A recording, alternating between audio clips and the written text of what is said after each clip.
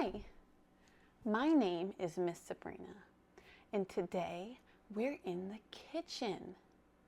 We're in the kitchen because we are going to be doing a cooking lesson. What kind of foods do you like to cook? Do you like to make tacos, pizza, or spaghetti? Well, today we are making pizza bagels. So I'm going to put on my chef's hat. Will you cook with me? Let's start. The first thing I like to do is make sure I have all my ingredients. Ingredients is a fancy word for the things you need to make a meal or to make whatever you're cooking. Can you say the word ingredients? Good. For today's lesson, our ingredients are bagels, pizza sauce or just tomato sauce,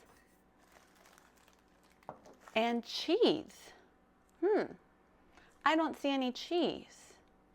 Do you know where we can find cheese in the kitchen?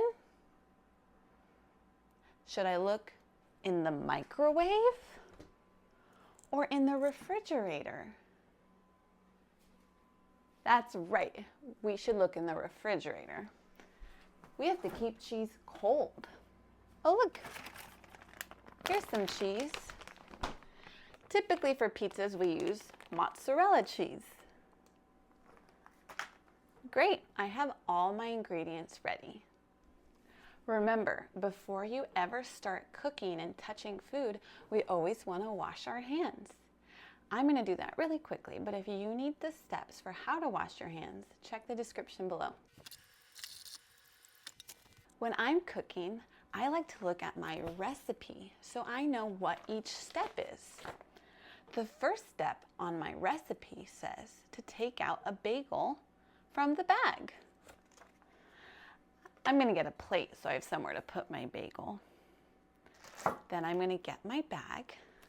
I'm going to open it.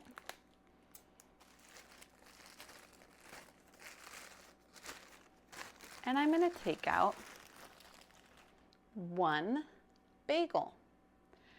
Now, this bagel's still in one piece. We want to break it in half to make our pizza bagel. You can do this just by using your hands because most bagels are already split in half and you just have to pull them apart. But if this is hard for you, you can use a butter knife to help cut through it. You want to make sure with your top hand that you lay it flat on the top of the bagel so you're not going to accidentally hurt yourself. It's really important to be safe when using any sharp objects in the kitchen. Great. Here you can see that I cut my bagel into 2 pieces. You could make 2 pizza bagels if you want, but for me, I'm just going to make one today. So I'm going to put one aside just for now. Here we go. What do you think the next step might be? I have my bread. What goes on top of that? Let's check the recipe. I have my pizza bagel ready. Now I need sauce. That's right, I need some sauce. Here you can see I have some tomato sauce. I'm going to use one hand to hold the bottle and the other hand to spin or turn the lid so it comes off. Sometimes this is a little tricky and harder to get off. If you're making food by yourself at home, just for yourself, you could use a spoon and directly go into the bottle. However, if you're cooking with other people or in a classroom, you want to put the sauce into a bowl. That way it's a little bit more hygienic that we're not all reaching our spoons into the container. I'm going to take a little marinara sauce on my spoon, and with my other hand I'm going to hold the bagel. If it's hard for you to do things with 2 hands, you could just keep the bagel on the plate. I'm going to put the marinara sauce on the bagel with my spoon and then use the back of the spoon to spread it out. You could use a butter knife, but I find that using a spoon is a little bit easier for me. The cool thing about cooking is you can figure out what works best for you and your body. There you go. My bagel now has tomato sauce on it. The next step in the recipe is to add our cheese. Here's our mozzarella cheese. Just like with our sauce, it's probably a good idea to put our cheese into another bowl.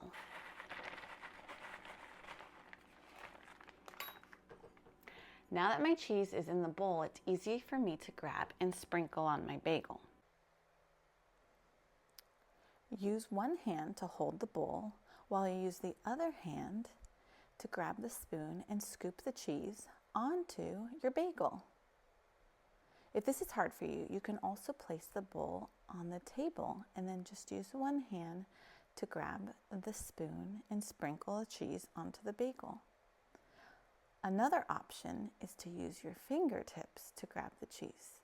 Make sure your hands are very clean before starting this step. My bagel's all ready to be heated up. You can choose to put some extra toppings on top if you like pepperoni or vegetables. I think I'm just going to make a cheese pizza. I'm going to cook it in the toaster oven. To do this, I'm going to open it and pull out the tray.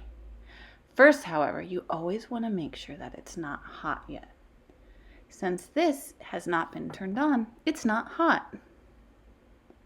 The next step is to turn it on. This will be different for every machine, but you can always look for that on symbol. I'm going to cook it for 10 minutes at 350 degrees.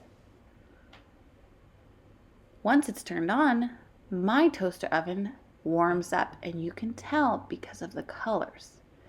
Lots of ovens also have this symbol that shows that it's hot.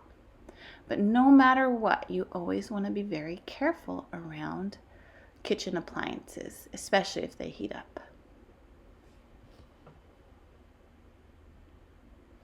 Look, it's melting. You can look inside and see that the cheese is melting. That means that it's almost ready. You can always stop it a little early if you don't like your cheese too melted or crispy. My time's almost done. And now it is done. You can see my toaster oven says hot. That means you want to be really, really careful.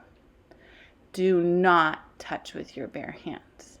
Instead, you want to use oven mitts. These will protect your hands.